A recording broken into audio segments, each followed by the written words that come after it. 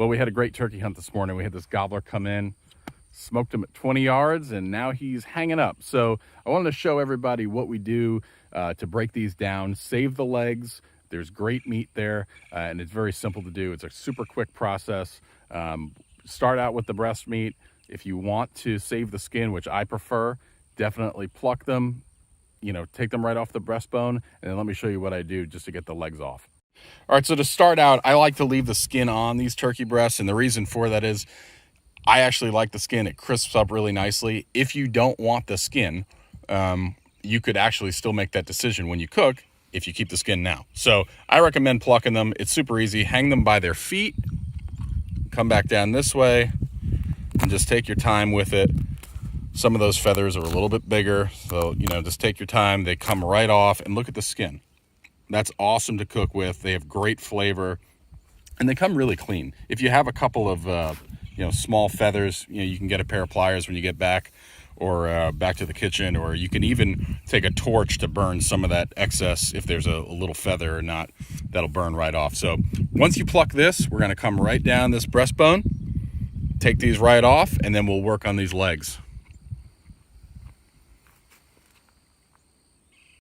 All right, so I just took my boning knife and made 2 incisions on either side of this breastbone, just like taking out a backstrap or just like filleting a fish. Just keep the knife nice and straight right up against that breastbone, and it'll come out clean every time. Okay, so here's where we're at. We have both of the skin on boneless turkey breasts taken off. We have we rinsed them down quickly, trying to remove as many feathers as you can before you get it back to the kitchen. What you definitely want to do, give it a rinse, get it in a Ziploc, and put it on ice.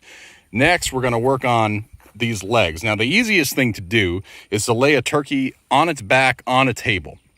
I just find that it doesn't move as much. It's a lot easier to do this. And you're going to use downward pressure on either side of these legs. Push downward, and you'll hear a pop. That pop is that ball joint separating. And from there, you could just take a knife and get right around the ball joint, pop the leg right off. Once you cut these feet off, there you go, turkey legs. Okay, so this is just what it looks like when you press down on either side of the legs. They just open up nicely. You hear that pop, and goes pop right there. Now that they're like this, you could take your knife and come right in here and separate both sides. All right, so we have this turkey opened up. Here is the ball joint that I'm talking about inside of the leg. So when you press down, you could split it right there.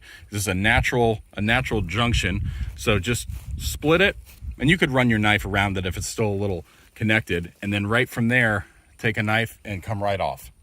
So what I like to do is I actually take these legs off. When I pop them off that joint, you get your knife behind it. You take them off with the feather still attached. I find it easier if you just hold it by the leg here, and then you just pluck from there.